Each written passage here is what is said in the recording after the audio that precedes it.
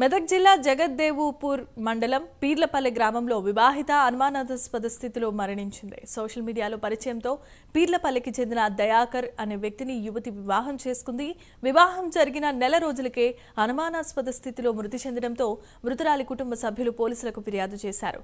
వరకట్న వేధింపుల కారణంగానే యువతిని హత్య చేసినట్లు బాధిత కుటుంబ సభ్యులు ఆరోపించారు. పోలీసులు కేసు నమోదు చేసి దర్యాప్తు చేపడుతున్నారు.